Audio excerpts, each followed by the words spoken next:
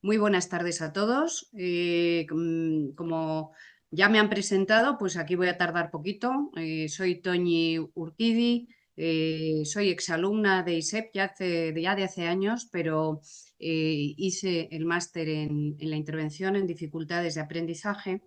Han nombrado que la sesión clínica que vamos a realizar está vinculada sobre todo a 3 máster. Yo puedo hablar fundamentalmente del de intervención en dificultades de aprendizaje, que es el que yo realicé y que creo que da una visión muy global de todas aquellas dificultades que hoy en día, cada vez más, porque se está complejizando el mundo en el que vivimos, cada vez aparecen y se reflejan más en las aulas de nuestros colegios.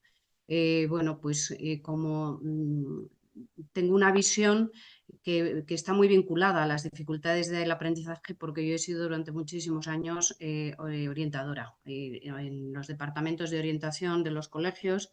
Ya sabéis que nuestra misión fundamental es ayudar a los niños con dificultades de aprendizaje, bien de una manera directa o bien a través del profesorado, ¿no? Pero realmente estás muy cerquita de los alumnos que van presentando y manifestando dificultades en el aula. Un poco el título de la sesión eh, es quiero reflejar el por qué lo denominé así, porque fijaros, el tema de la orientación y de las dificultades del aprendizaje durante muchos años ha estado pues casi centrado en la intervención una vez que se había detectado alguna dificultad.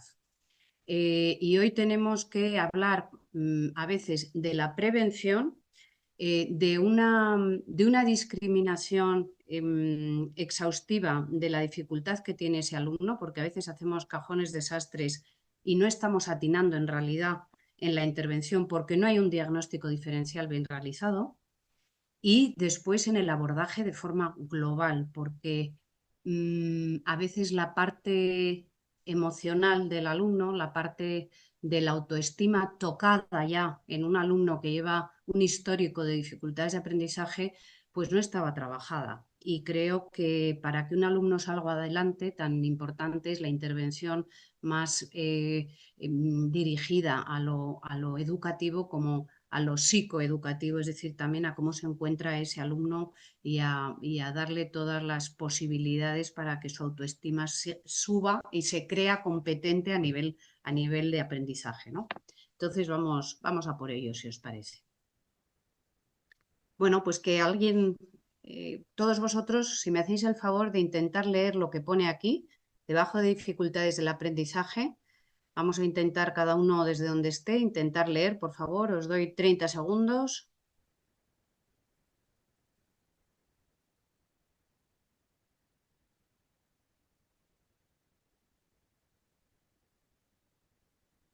En fin, inicio. Imagina qué confuso podría ser si todas las cosas que tú lees fueran como esto. O si las palabras empiezan y terminan en lugares que no tienen sentido para ti.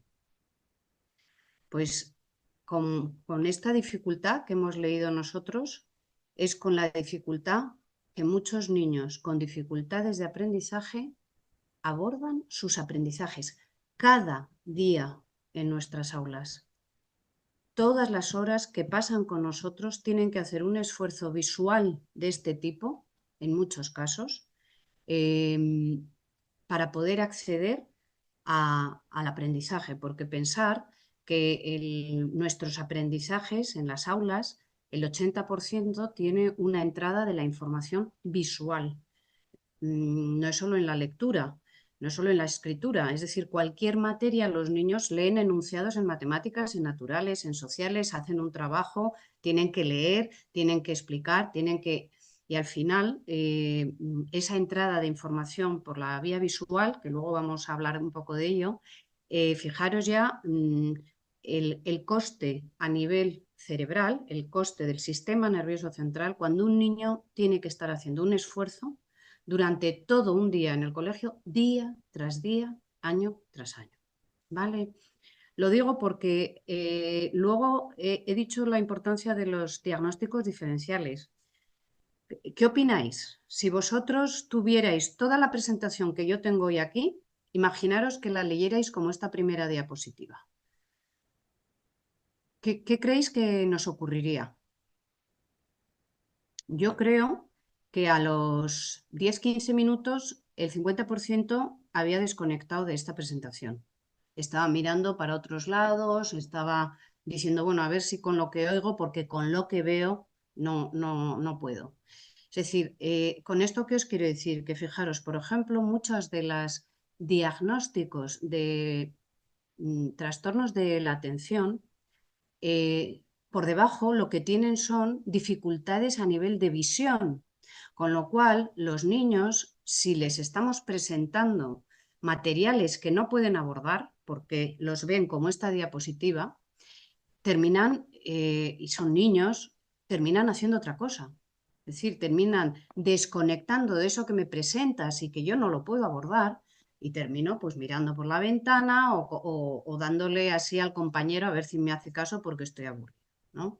Entonces, atención con que en las dificultades de aprendizaje es importantísimo los buenos diagnósticos diferenciales, el saber realmente qué es lo que tenemos detrás de una dificultad de aprendizaje de un niño, porque solo sabiendo realmente qué hay, podremos hacer una buena intervención y eso funcionará, porque fijaros, si no nos encontramos en los colegios, nos encontramos con cantidad de situaciones que con diagnósticos no bien realizados, tenemos a niños que llevan años y años con profesores particulares en casa, con refuerzos en el colegio, con logopedas, y resulta que su avance es mínimo, y que los padres nos dicen, si es que despacio va, si es que este niño no progresa y llevamos años invirtiendo dinero, invirtiendo esfuerzo, los niños, los padres, los profesores, y muchas veces es porque no está bien diagnosticada esa dificultad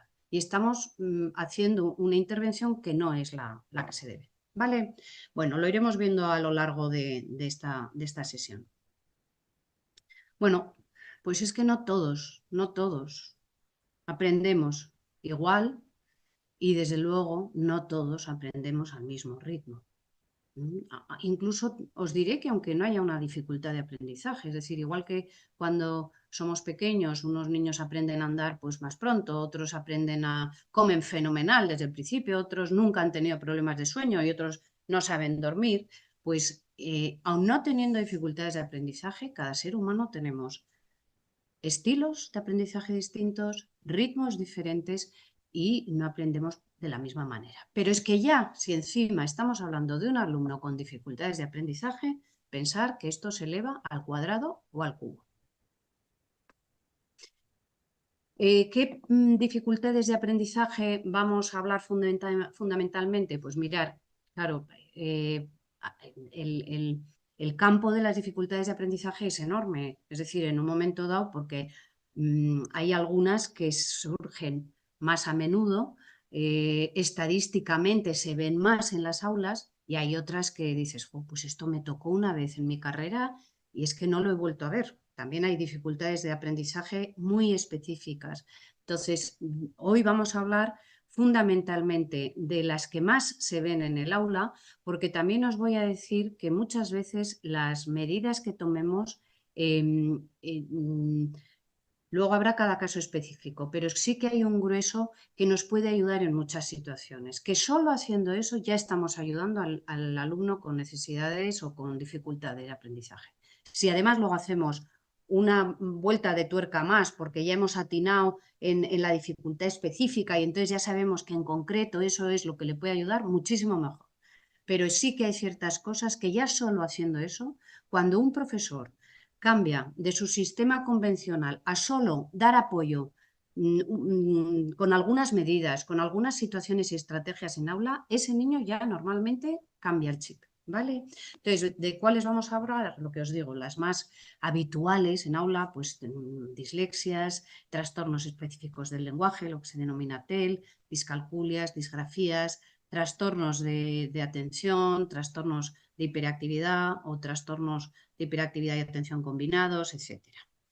Lo que sí que tenemos que tener en cuenta, chicos y chicas, es que las dificultades de aprendizaje, os diré que en un 90 y mucho por ciento son trastornos que implican alteraciones significativas en el aprendizaje y que no suelen estar, que esto es a veces una leyenda, las dificultades de aprendizaje en muchas situaciones no están justificadas por un bajo nivel intelectual.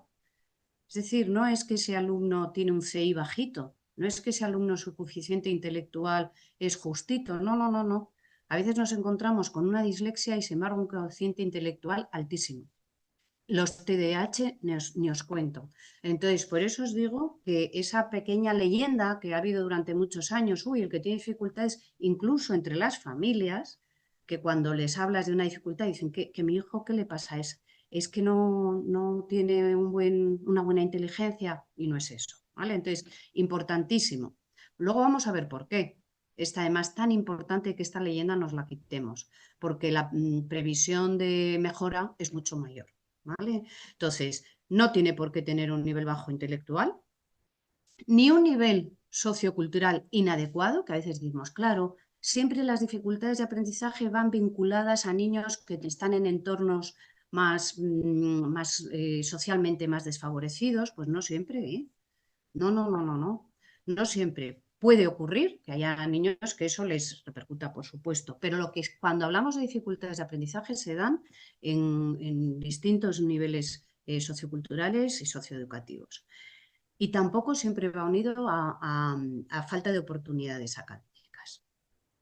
Lo que sí ocurre en casi todas las dificultades del aprendizaje es que son el resultado de una alteración de los procesos psicológicos que están vinculados al sistema nervioso central.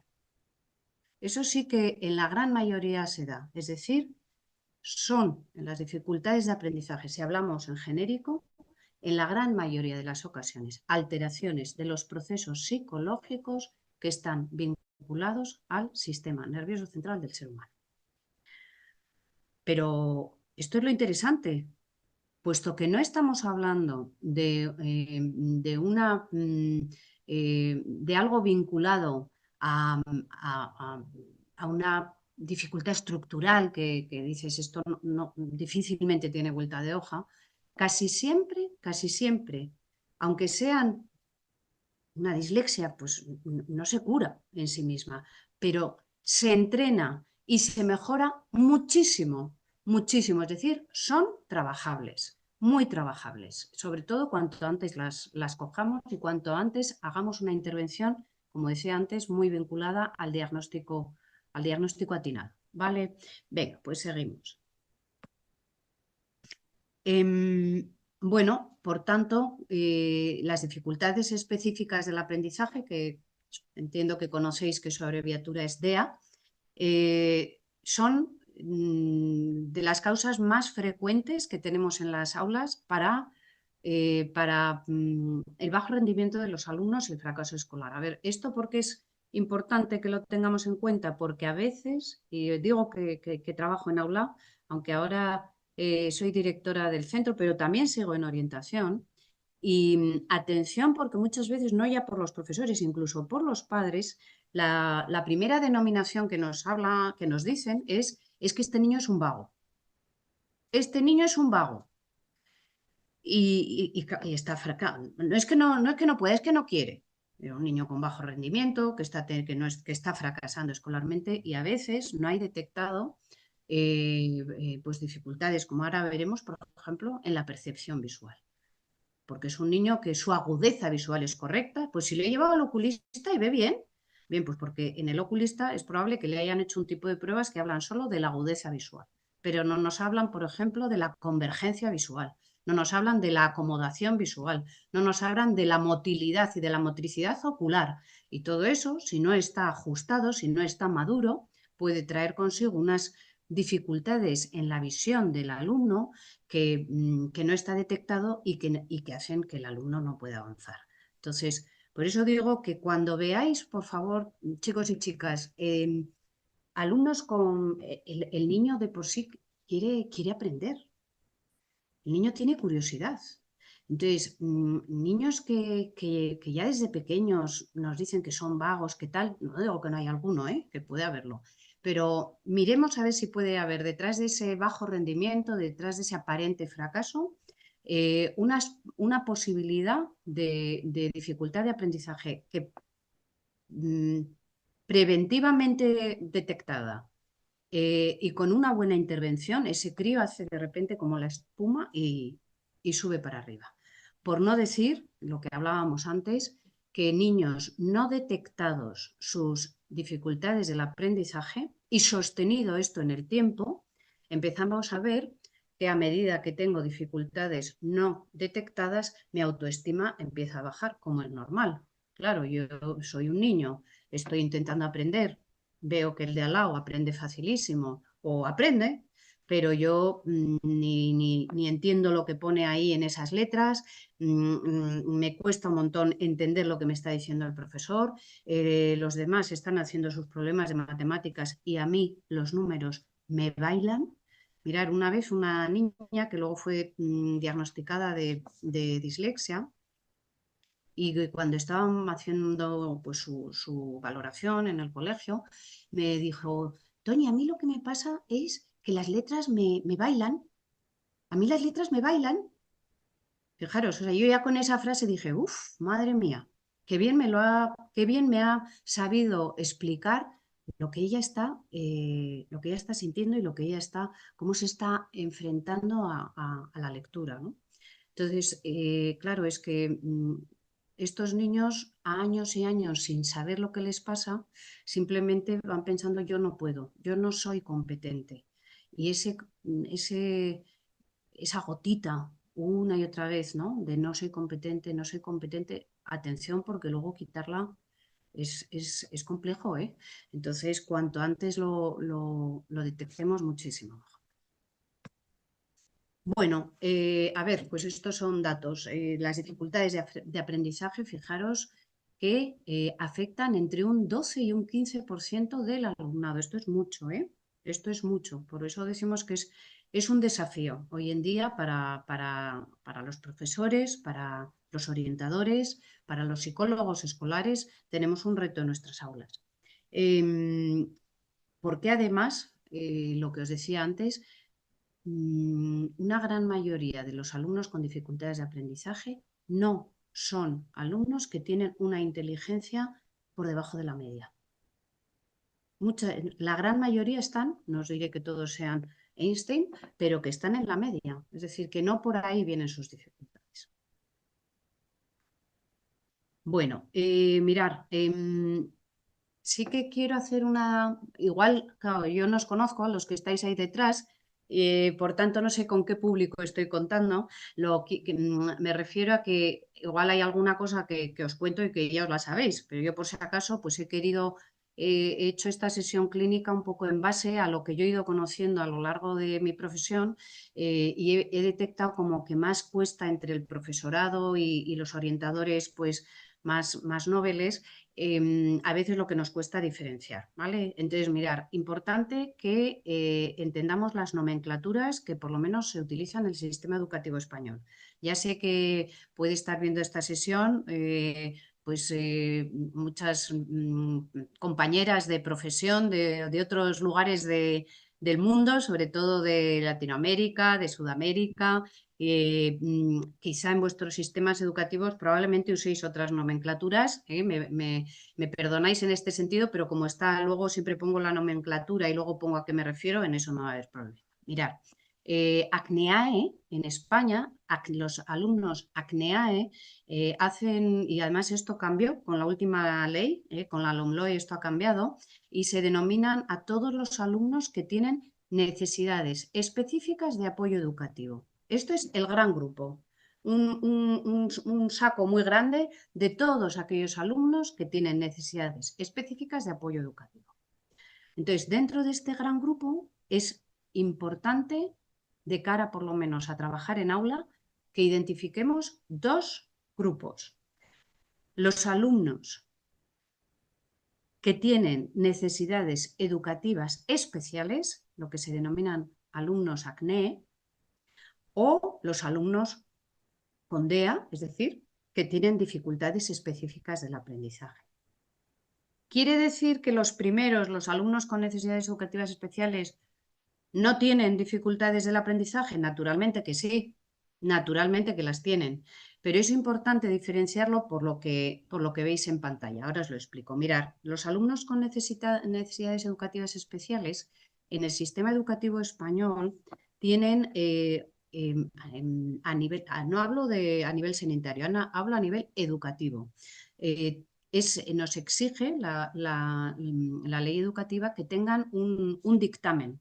Un dictamen que lo da en cada comunidad autónoma, lo has podido solicitar desde el colegio con una valoración que hayas realizado o lo han realizado los equipos de orientación de cada zona a nivel de la red pública, pero tiene que haber un dictamen de ese alumno en el que se le denomina como alumno con necesidades educativas especiales, que casi siempre van unidas a dificultades de tipo estructural.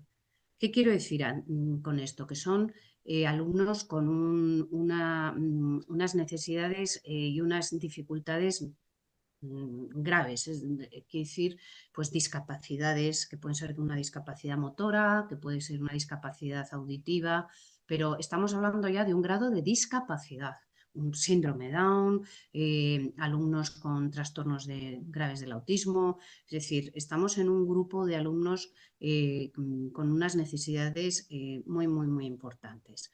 A veces son alumnos que sí se incorporan en la modalidad educativa ordinaria con apoyos, es decir, que están en colegios, en escuelas ordinarias, pero que tienen el apoyo de la maestra en pedagogía terapéutica o de la maestra en audición y lenguaje.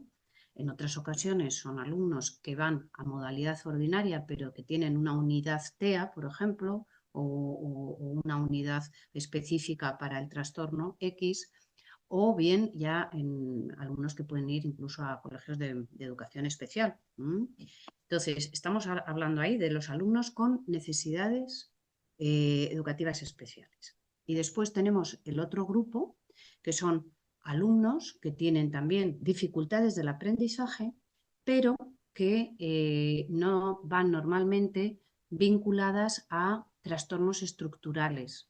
Es decir, son dificultades, yo diría, quizá de menor grado, no sé si me estoy explicando, con un pronóstico mejor, porque en principio no está afectada la estructura cerebral. Es decir, podemos tener alteraciones, disfunciones, que no es lo mismo, disfunciones o alteraciones en los procesos psicológicos vinculados al sistema nervioso central, pero no está tocado el sistema nervioso central en sí mismo. Cosa que en los alumnos con necesidades educativas especiales, no siempre tampoco, pero muchas veces sí. Bueno, mirar, ¿qué es el aprendizaje, chicas, chicos? Claro, pensar por un momento qué hacéis vosotros para aprender. Es decir, si vosotros estáis en un aula y estáis hoy mismo en esta sesión, pero vamos a pensar en algún momento que es que vosotros tengáis la actitud de que eso lo tenéis que aprender, que estáis en actitud de aprendizaje. Pues fijaros, hay primero unas vías de entrada de la información que son todos nuestros órganos sensoriales. Es decir, a través de la vista, yo estoy viendo y me está llegando información al cerebro, a través de la audición, a través del tacto, es decir, que también a través del tacto podemos aprender, por ejemplo, lo que es frío y caliente, a través de nuestras papilas gustativas, es decir, que cualquiera de nuestros órganos sensoriales es una entrada, es una vía de información para nuestro cerebro. Y de eso se nutre el cerebro. De eso se nutre el cerebro, de todo lo que le llega a través de todos nuestros sistemas sensoriales. Pero una vez que ha entrado esa información, llega al cerebro, llega al sistema nervioso central. Es decir, pensar que los órganos sensoriales no son más que canales por los que entra la información. pero en sí mismo el que lo procesa es el sistema nervioso central, nuestro cerebro. Y si en ese procesamiento ha habido alguna alteración, hay alguna dificultad, aunque nuestro ojo haya mandado la información estupendamente, puede ocurrir que la dificultad esté en el momento de la integración, del procesamiento de la información en nuestro sistema nervioso central. Esa información tiene que ir quedándose en nuestra memoria. Es decir, yo creo que estoy segura de que todos los que estáis hoy oyendo esta sesión, en algún momento habéis oído hablar de la memoria de trabajo, de la memoria a largo plazo, de la memoria a corto plazo. Es decir, la memoria es imprescindible para el aprendizaje. El aprendizaje tiene una gran parte de que se nos va quedando en nuestro background lo que vamos aprendiendo. De tal manera que en algún momento nuestro cerebro recupera esa información y nos dice, ah, sí, si tú ya estudiaste esto, algo parecido a lo que te están diciendo hoy, tú ya lo sabías. Entonces hacemos esa conexión y eso nos ayuda a aprender. Por tanto, la memoria es importante también.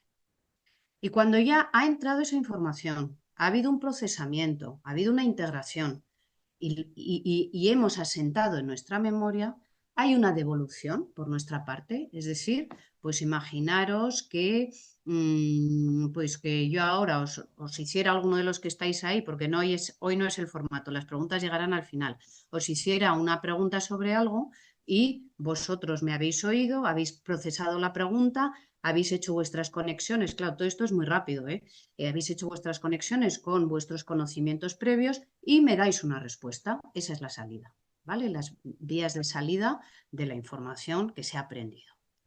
Todo esto es un proceso complejo. O sea, fijaros de todo lo que he hablado, todas las partes del ser humano que entran en juego para poder hacer un aprendizaje.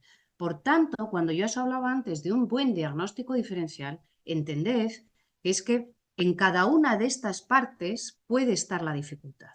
Puede estar en las vías de entrada. Es decir, a veces un niño es que necesitaba gafas y ni siquiera lo habíamos detectado y con eso ha ido fenomenal. O no, o no, no son las gafas, no es la agudeza visual, sino que es lo que decíamos antes, es que igual resulta que la motricidad ocular, los movimientos oculares no los tiene fijados ni maduros.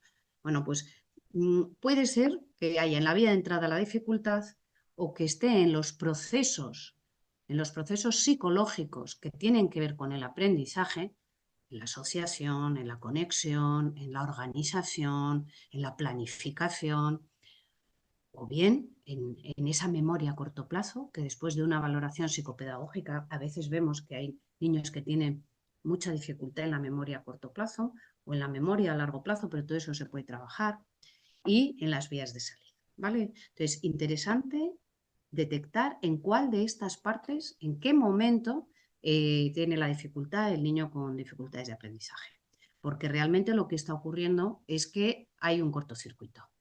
En algún momento de todos esos elementos que acabamos de ver, de esos 4 elementos, hay un cortocircuito. No sabemos, hay que identificar dónde. Lo que os decía, es decir, de cara ya al aprendizaje, las dos vías, los dos canales sensoriales que más usamos por nuestro sistema educativo, quizá en otros momentos de la historia, pues en la prehistoria, pues igual resulta que era mucho más, se usaban otros canales sensoriales para el aprendizaje, pero hoy por hoy, en nuestra sociedad actual, son la vista y la audición los dos canales que más se utilizan y son más necesarios para el aprendizaje, ¿vale? Por tanto, una de las probabilidades cuando un niño tiene dificultades de aprendizaje es que en los canales sensoriales sean la vista o la audición la que algo pueda estar pasando. Lo digo para que ya nos vayamos como acotando de ese marco general que hemos dicho al principio, cuando ya hablamos de educación y hablamos de aprendizaje en aula, pues vamos acotando un poquito, ¿vale?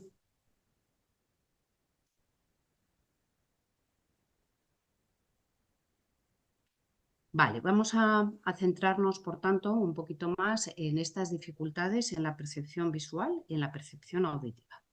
Porque fijaros, yo le puedo llamar dislexia, le puedo llamar TEL, le puedo llamar discalculia, le puedo llamar de muchas maneras, pero muchas veces, lo que os decía antes, no me importa tanto la etiqueta.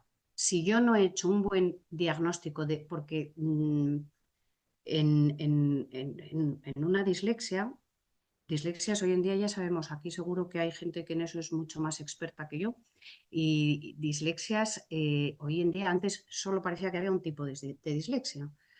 Ahora ya vamos viendo que hay distintos tipos de dislexia y a veces confundimos una dislexia con un alumno que tiene dificultades en la percepción visual, que los síntomas que nos aparecen en su dificultad es similar a los síntomas que puede haber en una dislexia, pero el origen no es una dislexia. Y si no hemos dado con esto, estaremos trabajando con ese niño como si fuera una dislexia, no estamos interviniendo en sus dificultades de percepción visual y este niño avanza muy poco, muy poco. Por eso digo lo interesante de hacer esto. Venga, continuamos. Bueno, dificultades en la percepción visual. Fijaros, un niño con dificultades, lo digo esto para que ahora cuando después de esta sesión clínica o si en su momento hacéis alguno de los másteres, pues por supuesto tendréis muchísima más información de todo esto porque es ampliarlo, ¿no? Pero el alumno que tiene dificultades en la percepción visual, normalmente es, ¿tú qué ves en aula? O sea, ¿qué te puede dar pistas de decir, oye, a ver, que aquí puede haber algo de percepción visual? Pues mira, niños que tienen mucha dificultad para organizar la posición y la forma de lo que ve. Y cuando digo posición, ¿a qué me refiero? Pues a hacer alteraciones en las letras, es decir, a no discernir bien las simetrías de una grafía, por ejemplo, confundir la B con la D, o el 3 con una E, que ya siento que no encontraba la E para ponerla, pero ya sabéis que hay una E que es igual que el 3, pero en la otra posición. Es decir, pescondés, que todo aquello que tiene que ver con la posición de la grafía o el número, el niño tiene dificultades. Eso, cuando eso aparezca, que también puede ser síntoma de dislexia, no digo que no, pero que a veces vemos esto y decimos, uy, dislexia. Pues no, igual resulta que va a un optometrista comportamental, que es los especialistas que se hacen cargo de todo el tema de la visión, no de la vista, de la visión, y resulta que hay un problema de convergencia o de acomodación y no de agudeza visual. Ese niño de lejos, las letritas que nos ponen en el oftalmólogo lo ve fenomenal y tiene un 100% de agudeza visual. Y sin embargo confunde la D con la B. ¿Vale? Entonces, un indicador, niños que en todo lo que sean posicionamientos de grafías o números tienen dificultades. ¿Qué más? Niños que tienen dificultad en todo lo que suponga distancia y profundidad. Fijaros, esto sí que lo vemos más en educación física, en todo lo que tenga que ver con coordinación corporal.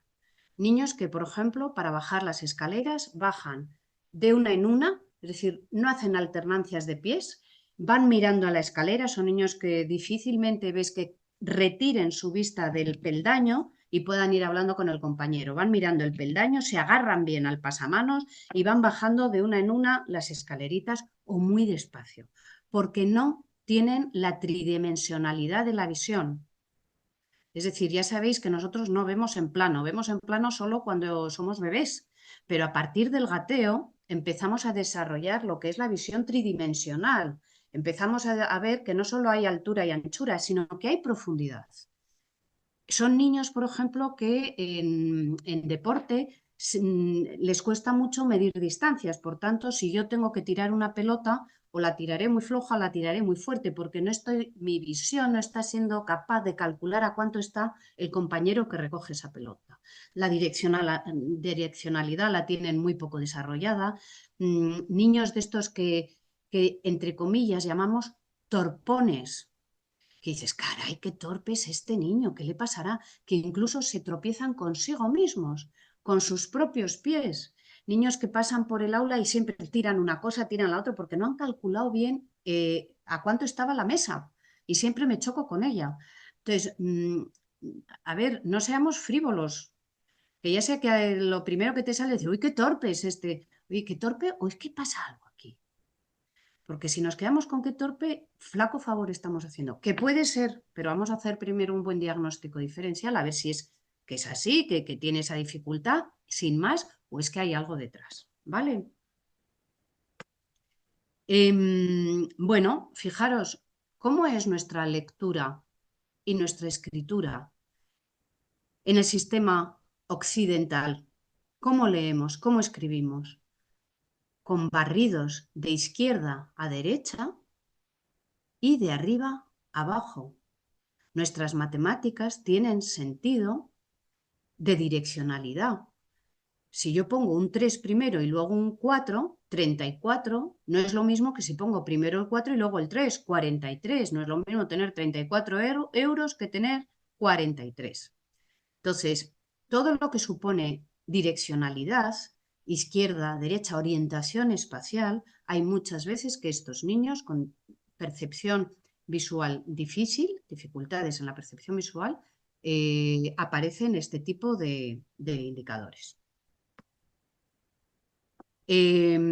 Bueno, lo que os decía, es decir, en una hoja de matemáticas, por ejemplo, pues podemos tener un niño que como la orientación espacial en la propia página no la está viendo, una parte de los datos de un problema los pone en un sitio y otra parte los pone en otro sitio, pero no solo ya porque esté desordenado, no quiero hacer referencia solo a que esté desordenada la hoja, que también, que son de esos niños que decimos, uff, qué desordenado es este niño, incluso a veces qué sucio hace todo lo que hace lo escrito, qué desorden hay en esta página, es el desorden que él tiene interno. Entonces, esto también nos puede dar pistas en aula de que aquí puede haber algo más que solo un niño vago o un niño desatento, ¿vale? Vale, hemos hablado un poco de las dificultades en la percepción visual, vamos a hablar de las dificultades en la percepción auditiva. Atención, importantísimo. La audición no es que yo oigo en general, ¿vale? Puede ser un niño que en general oye, pero puede ser un niño, por ejemplo, que no tenga hecha bien la discriminación auditiva de ciertos sonidos y que, por ejemplo, si yo digo casa o caza, un poco rápido y dentro de todo un contexto, no lo ha discriminado. Entonces en sus dictados lo pone mal, pero no solo es que lo transcriba mal, es que pensar que cuando habla una persona, él está cambiando palabras. Y si cambio palabras, cambio el significado de la frase. Si cambio el significado de la frase, cambio el significado de todo un texto. Por tanto, hay veces que son niños que los profesores nos dicen, es que no entiende, tiene falta de comprensión. Y es verdad, su síntoma está siendo que comprende mal lo que le ha dicho el profesor, pero porque no está haciendo una buena discriminación auditiva. No es porque el niño cognitivamente tenga alguna dificultad de comprensión, sino porque tenemos una dificultad en la percepción auditiva que no le está permitiendo alcanzar una buena comprensión. Por tanto, también imaginaros a estos niños intentando entender unas instrucciones con varios pasos cuando se las damos en alto en el aula. Primero vais a hacer no sé cuántos, después vais a hacer cuando hay sonidos que ellos no discriminan, con lo cual están entendiendo palabras que no tienen nada que ver con lo que le estamos diciendo. Claro, son niños que lo primero que hacen es mirar al de al lado y nosotros decimos, pues que este niño, en vez de hacerlo por sí mismo, enseguida se pone a copiar al de al lado. Bueno, es que igual resulta que no se ha enterado, pero no se ha enterado porque no está discriminando bien auditivamente. Vale. Suelen ser niños con dificultades de percepción auditiva que muchas veces dicen, ¿qué? ¿Qué? O sea, y dices, ¿será que no oye bien? No es que no oiga bien, sino que no discrimina bien. Entonces, niños que preguntan varias veces o que son muy lentos en el procesamiento, es decir, que van haciendo un dictado, pero que tú les ves que van a un ritmo muy lento en la transcripción, ¿vale? Porque su procesamiento también está siendo mucho más lento. Hay veces también que son niños que escuchan una parte del mensaje, pero no el mensaje completo. Por lo tanto, pues fijaros si podemos tener dificultades en la comprensión, porque no han recogido toda la información, han recogido parte no, con lo cual probablemente se han quedado a la mitad, ¿vale? Bueno, claro, muchas veces estos niños son abusados, entre comillas, quiere decir, les diagnosticamos de, por ejemplo, de TDA, falta de atención. Porque todo el rato están, ¿qué? ¿Qué? Es que no atiendes, es que no me escuchas, es que no estás atento, es que no está recogiendo. Su procesamiento auditivo no está siendo correcto, ¿vale? Fijaros lo importante que es, ya sé que hago mucho hincapié en esto, pero es que me parece fundamental, de verdad, un buen diagnóstico diferencial. Es que me he encontrado con tantos, ya hablo de muchos años de profesión, ¿no? Pero hay tantos casos que después de años dices, fíjate, es que lo que le pasaba no era eso. Gracias a Dios fuimos a no sé quién que ya ha dado con... Y el niño de repente ha tenido una explosión y dices, madre mía, y años este niño tildado como no sé qué, con tratamientos y intervenciones de este tipo cuando en realidad no estaba siendo acertado, ¿no? Bueno, mirar, hemos hablado un poco, claro, esto es una sesión cortita. Entonces yo lo que quería era daros un poco como una visión de indicadores que podemos tener en aula sin hacer grandes evaluaciones. Aquí no hemos hecho todavía ni un test, ni una valoración psicopedagógica. Solo con estar en aula, las indicadores que os he dado hasta ahora ya os pueden por lo menos hacer poner las antenas y decir, uy, aquí puede pasar algo. Entonces, eso por un lado, y ahora esta siguiente parte lo que quería era deciros, bueno, ¿y qué se puede hacer en aula? Es decir, porque ya aquí no estoy hablando de la intervención psicopedagógica, es decir, vale, entonces ya en un gabinete, ¿cómo se puede trabajar, ¿no? Yo voy a decir, un profesor o un orientador en un colegio, si nos vamos encontrando con dificultades de aprendizaje, ¿qué podemos hacer? ¿Vale? Pues mirar, diferencio fundamentalmente como si dijéramos, dos grupos de ayuda.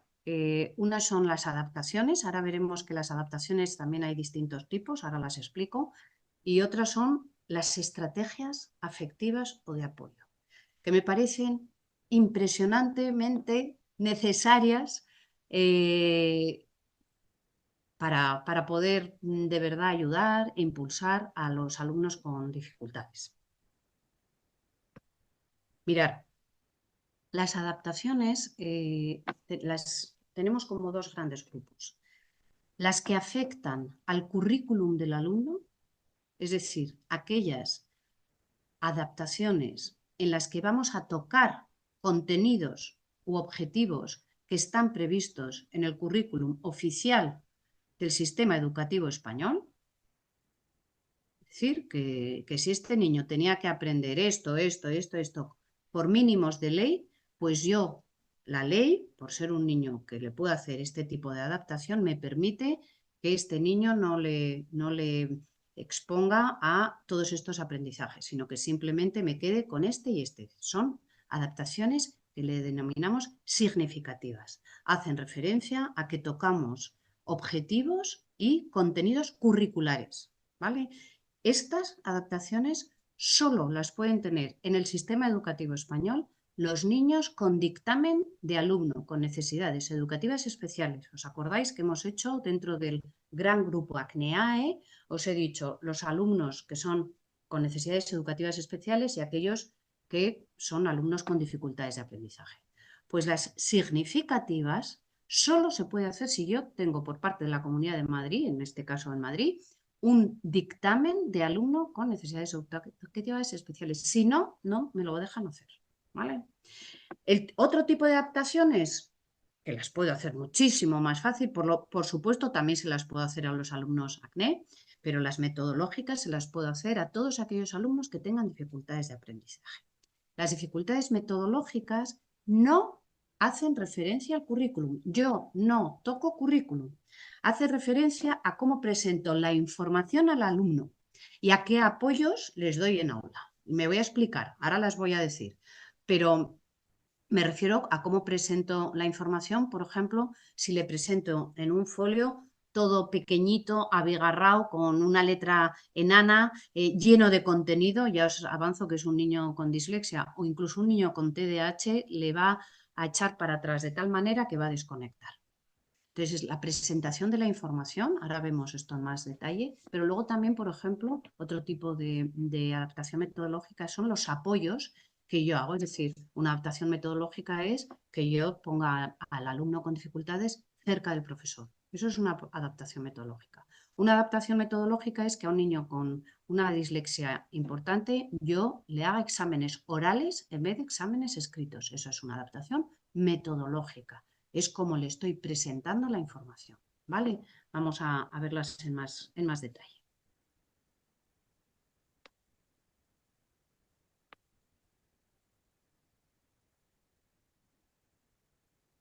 Mirad, las adaptaciones metodológicas, os digo, fijaros, si hacemos caso a lo que aparece por ley, en la Comunidad de Madrid, solo nos hablan de dos adaptaciones metodológicas, que son usar una fuente de letra de mayor número, es decir, letra más grande, y dejar más tiempo a los alumnos. Con eso, por ley, cumplimos. Pero yo personalmente, con todo lo que se puede hacer, eso me parece escasísimo. Escasísimo. Por supuesto que tenemos que poner letra más grande, por supuesto que tenemos que dejar a los alumnos con dificultades de aprendizaje mayor tiempo para la tarea y para los exámenes, porque estamos hablando de niños con proceso más lento, con todo lo que hemos hablado antes, ¿no? Pero fijaros, por ejemplo, usar enunciados o frases más sencillas adaptadas a su nivel de comprensión, tanto si estoy hablando en aula como si me dirijo a él personalmente, como si estoy haciendo el enunciado de un examen. Destacar el mensaje dentro de todo un enunciado, yo le pongo las palabras clave en negrita. Ya le estoy dando, ese niño ya cuando ve ese enunciado, ya está dirigiendo su atención a lo importante y no se pierde entre palabras que a veces, bueno, pues está muy bien elaborada el enunciado, pero que le están dando poca información y le están haciendo perder lo importante. Entonces, destacar el mensaje en negrita, simplificar instrucciones, es decir, en un enunciado pongo 4 instrucciones de lo que tiene que hacer en el ejercicio que sigue. Pues en vez de hacer un enunciado con 4 instrucciones que para, perdón, que para cuando ha leído la última ya se le ha olvidado la primera y todavía no había empezado a hacer la actividad, le desgloso ese pedazo de enunciado con 4 instrucciones, se lo desgloso y voy poniendo una instrucción equivale a una pregunta. Contéstame a esto. Cuando ya has contestado esto, siguiente instrucción, que es como otra pregunta. Venga, contéstame a esto. Es decir, he desglosado, he simplificado, he segmentado un enunciado con 4 mensajes en 4 mensajes individuales, que él los lee de uno en uno y responde cada vez a uno de los mensajes. Su memoria de trabajo no está siendo con un almacén donde tiene que tener mucha cantidad de información para luego ir haciendo toda la pregunta. Mirar, esto, no todas las adaptaciones sirven para todos los niños. Habrá que ver, unas les van mejor a unos niños y otras a otros. Os lo digo porque esta, por ejemplo, que os voy a contar, hay algunos alumnos que a nosotros nos dicen, ay, es que eso me pone un poco nervioso. Entonces, a ver, ¿a qué me refiero? Mirar, hay exámenes, por ejemplo, que en una página vienen 10 preguntas y las 10 preguntas con letra pequeñita están en un folio. Bueno, pues nosotros una de las adaptaciones que hacemos, por ejemplo, es que se pongan 2 preguntas por hoja. Tienes que hacer letra más grande, pones en negrita las palabras significativas y en vez de que el niño ve 10 preguntas en pequeñito, tiene mucho más espacio para responder, porque muchos niños también, por ejemplo, con dificultades hacen letra grande, pierden la pauta, entonces también necesitan más espacio para contestar. Pero es verdad que a veces, por ejemplo, esto, algunos niños, claro, eso te obliga a tener exámenes con muchas más páginas y eso a veces les hace como perder el hilo. En ese sentido, un apoyo, una ayuda es que tú les vas dando de hoja en hoja, y hasta que no acaba esas 2 preguntas no le das la siguiente. Luego él se queda con todo, ella con todo el examen para repasar y demás, pero para ir haciéndolo les vas dando cada hoja, que cada hoja tiene, por ejemplo, solo 2 preguntas.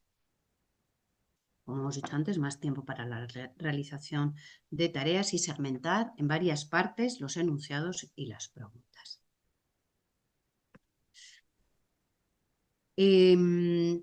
Bueno, pues las adaptaciones que os he contado antes pueden ser también en el día a día. Es decir, desde luego es importantísimo que en aquellas tareas que les van a procurar una calificación, desde luego que tengan sus adaptaciones, porque si no, no están en el mismo terreno de juego que los demás.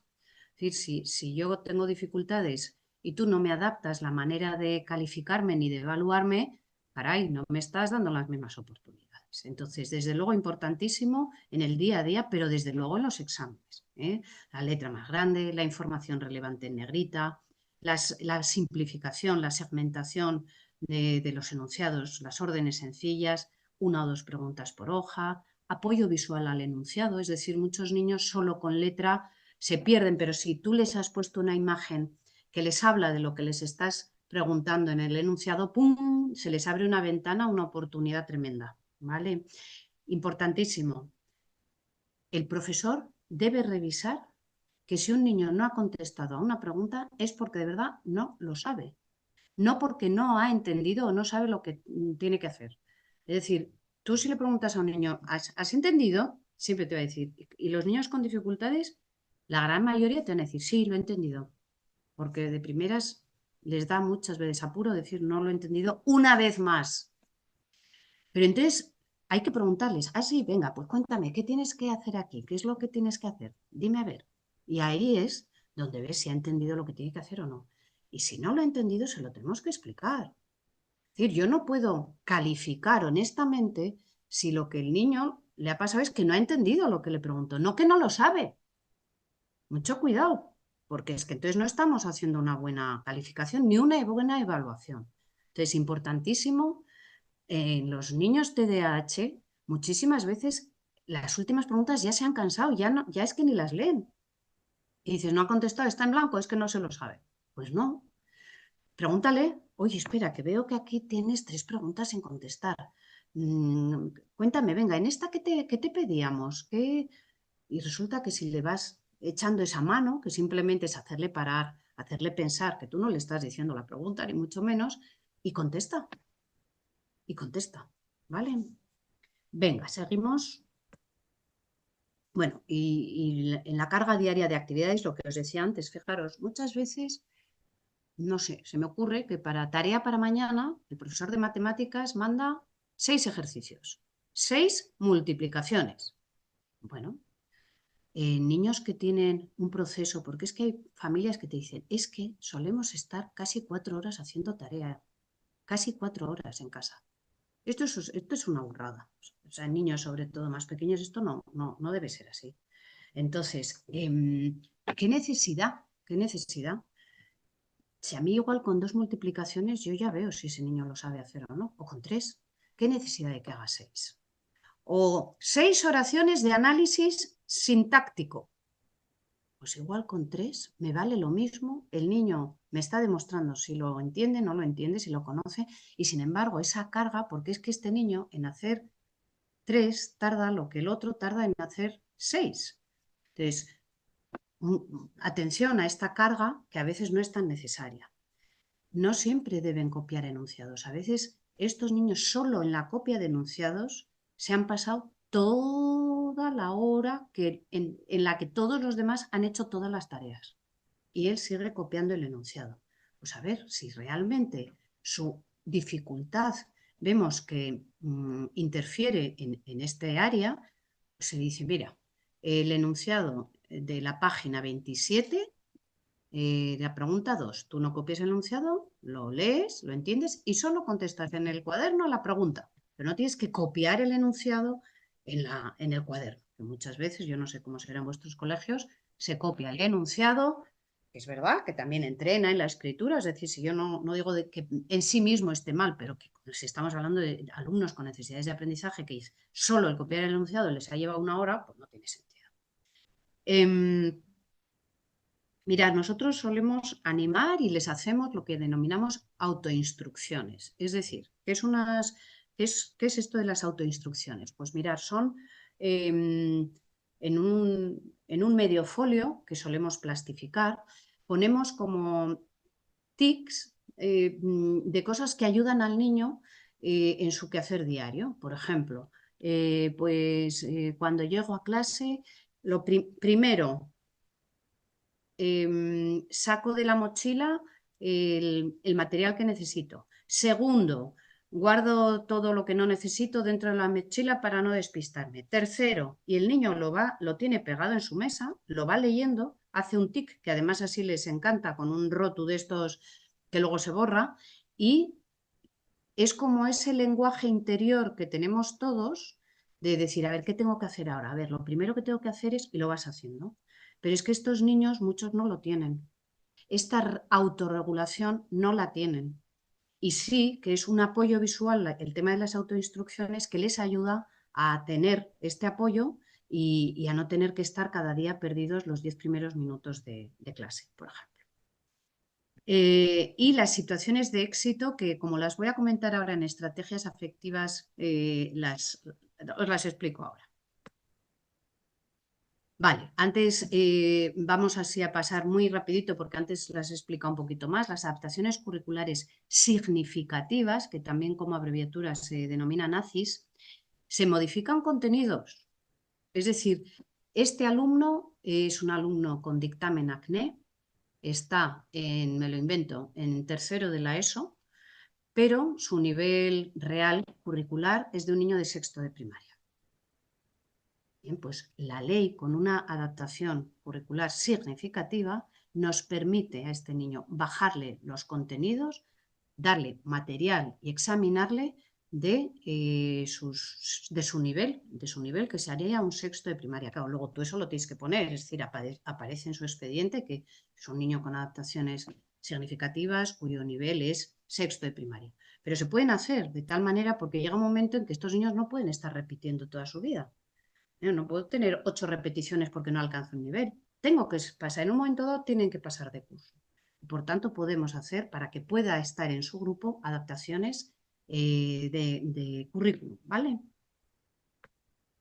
Estrategias afectivas o de apoyo. Mirar, son interesantísimas. Estas quizá no las tenemos tan en cuenta, vamos siempre a lo académico, a lo cognitivo, y sin embargo, el generar un clima de aula, el generar una expectativa en el alumno de que es competente y que los hechos vayan diciéndole que es competente, es decir, porque fijaros, hay muchas veces que los padres con toda su buena voluntad y los profesores pues decimos, venga, que tú puedes, claro, que si no te desanimes, pero el crío interiormente dice que no me desanime, pero si no apruebo ni una, pero si cada vez que levanto la mano no era lo que he dicho, pero si los otros terminan rapidísimo y yo voy lentísimo, los hechos les están hablando de sí mismos y les están diciendo que las cosas no van bien.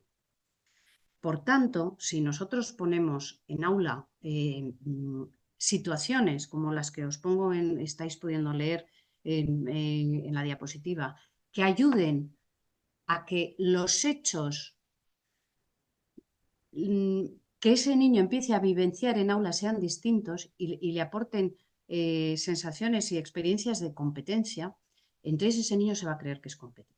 Me voy a explicar. Situaciones de éxito, que es lo que antes os decía. Si yo tengo un alumno con necesidades o con dificultades en aula y soy consciente, por ejemplo, de que algo le sale fenomenal o de que veo que una de la tarea que ha hecho la tiene fenomenal y sé que la ha hecho él y que la va a saber explicar, se lo pregunto. Estoy atenta a que ese alumno pueda tener situaciones de éxito en el aula y se lo recuerdo. Fenomenal, caray, pero mira que esto era complicado, que bien lo has hecho. Muchísimas gracias, fulanito. Y una y otra vez intento buscar situaciones en las que sé que este alumno va a tener éxito, porque lo va a hacer bien, porque sé que lo hace bien, y procuro explicitarlo en el aula. De tal manera que este alumno o esta alumna una y otra vez vaya recibiendo de aula que los hechos le dicen que sí que puede, que hoy ha tenido éxito, que los compañeros le han felicitado, que el profesor le ha felicitado, que lo ha hecho bien. Entonces, a estas estrategias, que ya no es una adaptación, que ya no es estar muy atento al alumno y saberle poner en situaciones de éxito para que brille. Y son alumnos que suelen brillar poco, con lo cual tenemos que conseguir que brille. Bueno, antes os decía que las dificultades en aula más de aprendizaje más significativas, sobre todo las que más asiduamente vemos, son las dificultades que tienen que ver con el área del lenguaje y la comprensión. Fijaros que hablo, esto es afroso, ¿eh? Y los trastornos por déficit de atención e hiperactividad son los que hoy en día hay algunos otros, pero como estamos hablando, porque esto es una sesión cortita, como estamos hablando de lo que más se ve, yo creo que estos dos grandes grupos son lo que más vemos. Eh, bueno, pues qué dificultades en el área del lenguaje nos encontramos y de la comprensión. Y fijaros, he puesto dislexia aparte, porque lo he querido hacer aposta, es decir, que no sean dislexias, que a veces tenemos alumnos con dificultades en la lectura, en la comprensión, en la escritura, y no son dislexias, ¿eh? Entonces, estas dificultades, ¿cuáles suelen ser? Pues mirar, procesos lectores lentos o alterados, porque tienen alguna de las rutas, que eso supongo que si hay alguna logopeda lo conocerá bien, puedes tener las dos rutas alteradas, la léxica o la fonológica, o alguna de las dos. Entonces, tu proceso lector es lento, o procesos de escritura también con alteraciones en las transcripciones, con grafías muy alteradas. Acordaros de lo que hemos dicho antes. Atención con que yo escribo una letra y no es porque yo no me he enterado, es porque no estoy con no tengo una buena discriminación auditiva, por ejemplo. Y dificultades de comprensión, pero que detrás de esto, acordaros de todo lo que hemos hablado. Esto es un gran grupo, esto es lo que igual un profesor te viene y te dice como orientadora, ¿no? Recibo de un profesor me dice, es que no comprende, tiene dificultades en la comprensión, vale, pero yo luego tengo que ir desgranando de estas dificultades de comprensión qué puede haber detrás. Las dislexias, que las he querido separar porque es algo como más tortuoso, a veces más complicado de detectar, de hacer un buen diagnóstico. Mirar, las dislexias es un trastorno del aprendizaje que afecta a zonas del cerebro que procesan el lenguaje. Las dislexias en su día no se sabía muy bien ni qué eran, pero ya sí que se tiene muy clarito que son alteraciones que afectan a zonas del cerebro que procesan lenguaje, ¿vale? Pero muchísimas veces no tiene por qué estar... Ay, perdonar, que voy a por un cable que me he dado cuenta que se está agotando la batería. Un momentito.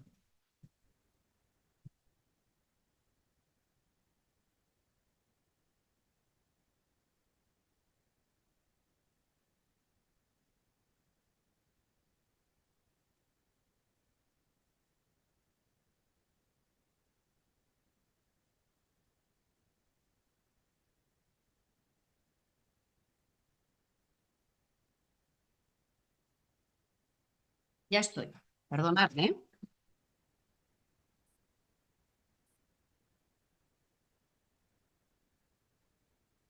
Vale, ya estamos. Bueno, os decía, fijaros, a veces se pensaba también que la dislexia iba vinculada a CIs más bajitos, para nada. No tiene por qué estar afectado la capacidad cognitiva del alumno y sí puede estar alterada una zona del cerebro que procesa el lenguaje. Fijaros que son dos cosas muy diferentes. ¿Qué síntomas pueden aparecer en aula que digamos, alerta, alerta? Pues un nivel lector por debajo de lo esperado para la edad que sea, dificultad para decodificar, para el puro deletreo, un ritmo de lectura o de escritura más lento, dificultad con los idiomas, por Dios, si tengo dificultad en el lenguaje lo tengo en español, en inglés o en chino. Es decir, los niños que tienen dislexia normalmente el idioma extranjero van fatal o van muy mal, les cuesta mucho más.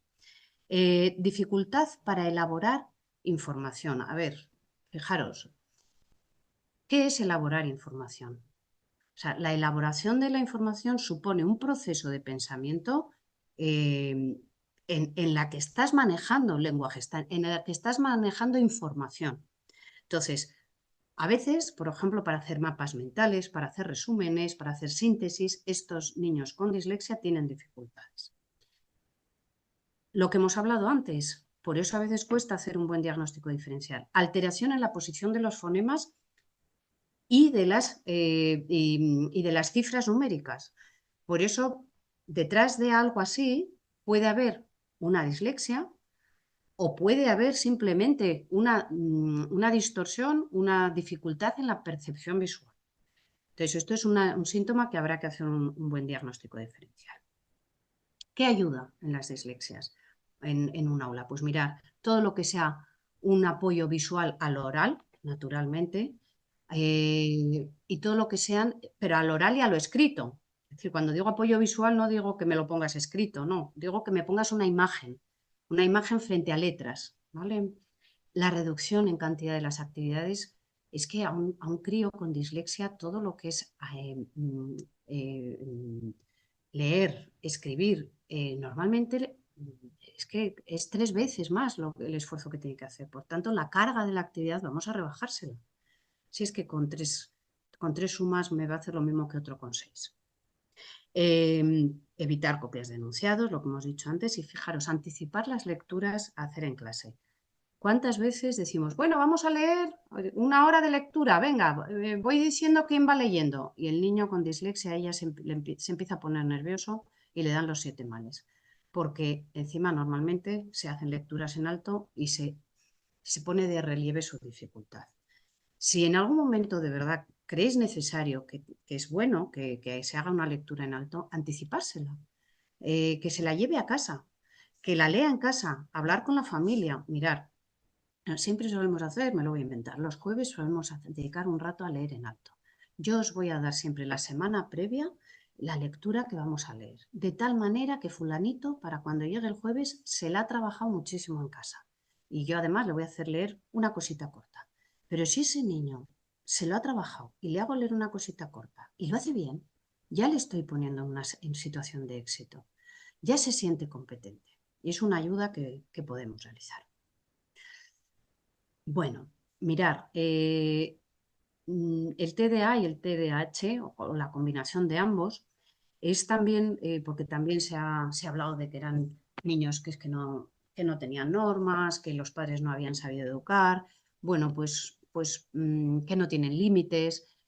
Esos son los síntomas que vemos, pero el origen ya se ve y ya se ha evidenciado científicamente que es un trastorno neurobiológico de origen bioquímico.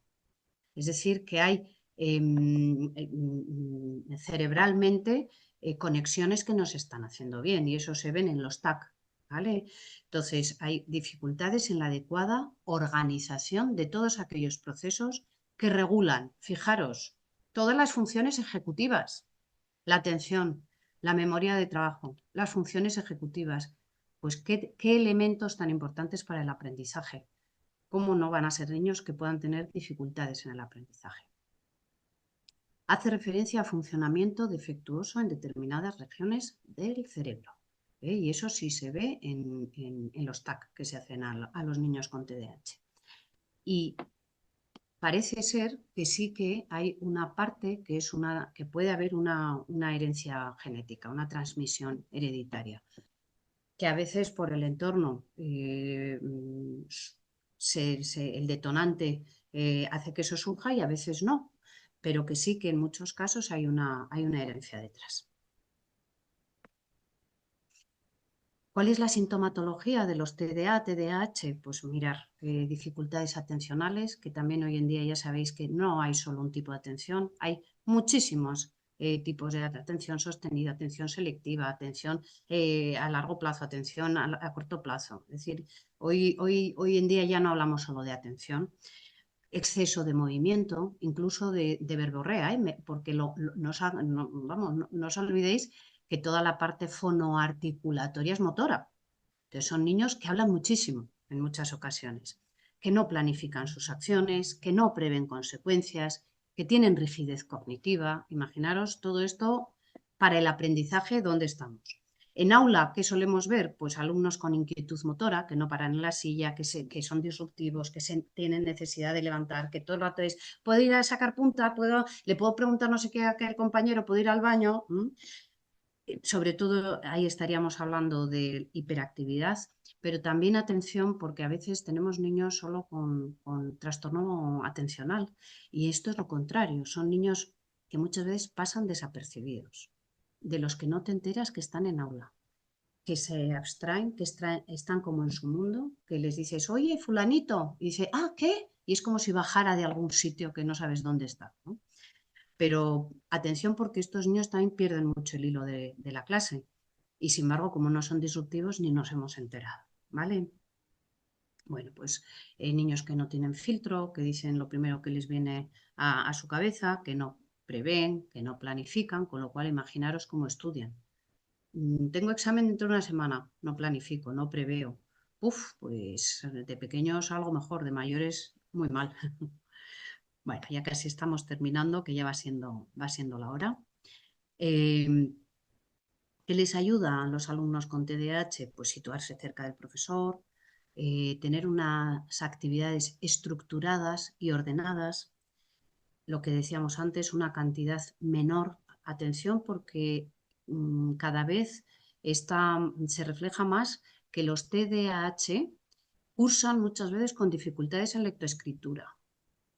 No se sabe si puede ser porque toda esa falta de atención les ha hecho recoger peor todo lo necesario de los previos en su niñez para una buena lectoescritura. Pero hay muchos niños TDAH que cursan con dificultades en lectoescritura y no tienen ni dislexia, o sea, su origen es el TDAH, ¿vale?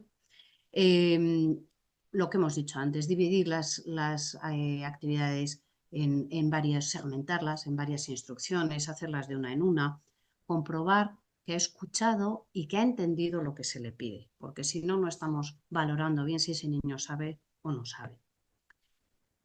Y ya para terminar, pues deciros, compañeros, compañeras, que sois todos de profesión, que el aula es un sitio excelentísimo para detectar. Es decir, que a veces siempre pensamos, a ver si le hacen un test, a ver si le hace a alguien una valoración psicopedagógica. Muy bien, pues si hay que hacerlo, eso se hace. Pero el aula, para un inicio, para una detección precoz, es importantísima. Por eso yo os quería dar como pinceladas claves que ya nos están hablando de que puede haber detrás algo más gordo. Entonces, no es el sitio para rehabilitar, es decir, para eso existen las terapias, no confundamos, que a veces también los padres eso lo pueden llegar a confundir. El colegio no es el gabinete clínico donde se rehabilita, no es un logopeda. Pero sí que yo creo que debemos de estar muy atentos porque sí es un lugar donde se detecta. Y una vez que hemos detectado, ahí, si lo hacemos con tiempo, puede haber una buena derivación y un buen diagnóstico diferencial para poder hacer una intervención pues lo más atinada posible. Bueno, pues ya casi estaba pasándome de hora, o sea que por mi parte agradeceros la atención. Ahora a través del chat voy a ir viendo qué dudas puede haber y nada, que mucho ánimo en todo lo que vayáis a comenzar. Voy a ir abriendo el chat. Vamos a ver. Bueno, por aquí han puesto en algún momento, Tony, que no pueden acceder al link. Lo que no sé es, vamos a ver si era para la sesión o era para algo que hayas puesto tú. Vale, buenas tardes desde Venezuela. Luisana, buenas tardes, fenomenal. Sería totalmente difícil. A ver, muy complicado. Vale, esta sesión está vinculada al. Vale. ¿Vale? Os dicen que tras la sesión de hoy podéis, en el enlace que os han puesto, que podéis solicitar ese certificado que algunos habéis pedido. Vale, vamos a ver. Vale.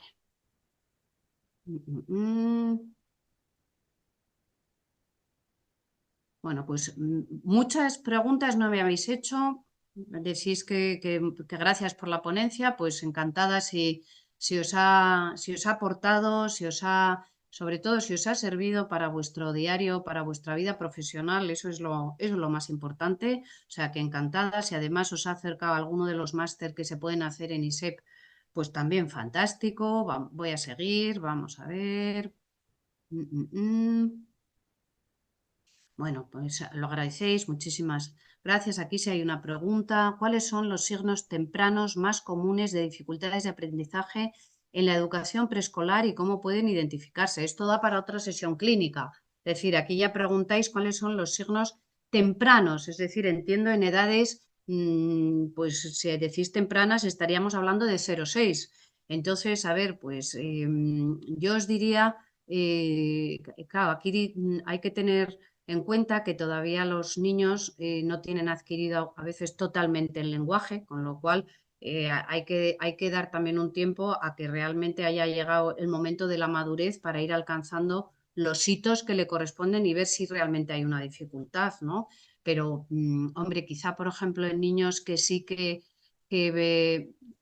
les ves muy abstraídos, que les ves que tienen dificultades en cuando les haces una pregunta, por ejemplo, que siempre se la tienes que repetir, en niños que les das un mensaje, pues tráeme el papel que está encima de la mesa y vuelven y no han hecho, pero porque te dicen, ¿qué tenía que hacer?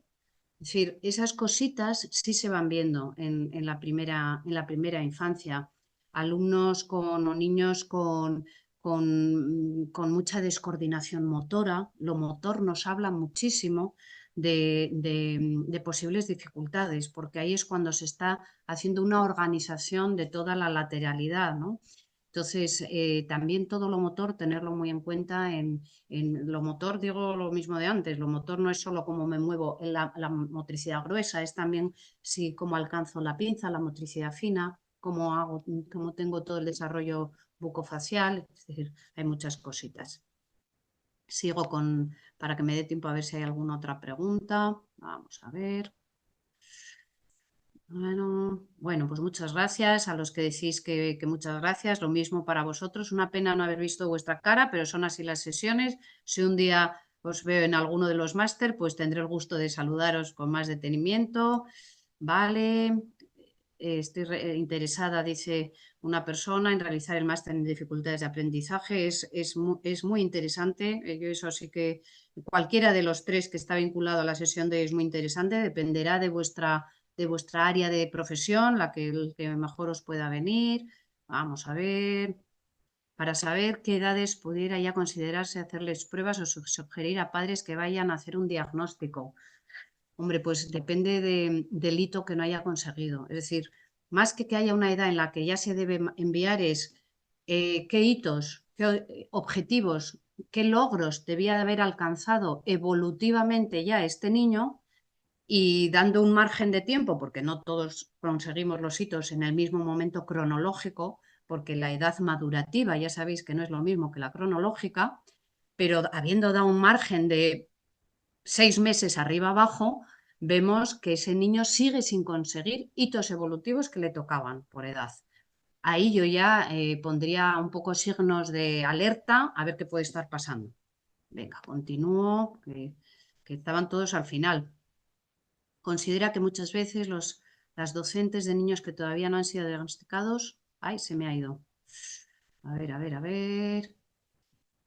Ven estas señales pero las dejan pasar y prefieren etiquetarlos solamente como niños con problemas de conducta. Podría ser, podría ser. Es decir, porque normalmente es lo que os decía antes, niños con dificultades de aprendizaje terminan generando disrupción en aula. Porque si yo no consigo conectarme con lo que está ocurriendo en el aula porque tengo dificultad para abordarlo, pues termino haciendo otras cosas porque me estoy aburriendo. Mirad, yo siempre digo, y con esto no quiero pasarme de hora, yo les digo para explicárselo a los profesores y a las familias, les digo, ¿tú qué harías si mañana te llevan a vivir a un país? Digo China porque yo no sé chino, entonces como me pongo como ejemplo, por eso digo China, podría ser cualquier país con una lengua que yo no controle nada. Lo pongo China. Imaginaros que mañana nos llevan a vivir a China y me meten en un aula. Y no entiendo nada de lo que está ocurriendo allí. No es que entienda algo, es que no entiendo nada. ¿Qué haría? Desconectar. porque no soporta mi cerebro el coste de estar intentando poner atención en algo que no entiendo nada. Entonces, claro, generalmente es que es muy normal que unas dificultades de aprendizaje terminen, si no están detectadas, terminan generando disrupciones conductuales. Pero por eso digo que ante una disrupción conductual sistemática, persistente en el tiempo y de gravedad, veamos si no hay detrás un tema de dificultades de aprendizaje. Venga, voy a ver si hay alguna otra pregunta. ¿Puede compartir el link para las personas? Sí, nada, esto es... Nada, pues ya preguntas, muchas gracias, que casi todas estaban al final. Un placer haber estado con todos vosotros y bueno, nada más, ya me despido bueno, si alguna vez nos conocemos por ISEP, pues encantada. ¿Quieres estar al día de todo lo que ocurre en ISEP?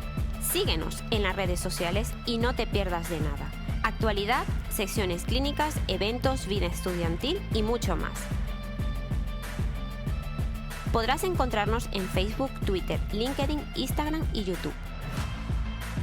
Conviértete en el protagonista de nuestros perfiles sociales. Cuéntanos cómo está siendo tu experiencia en ISEP. Muéstranos tu día a día, comparte las fotos de tus mejores momentos y recuerda de etiquetarnos o de usar el hashtag #experienciaISEP. Así podemos compartir el contenido con el resto. ISEP, un lugar donde las grandes cosas pasan. Con ISEP siempre sumas.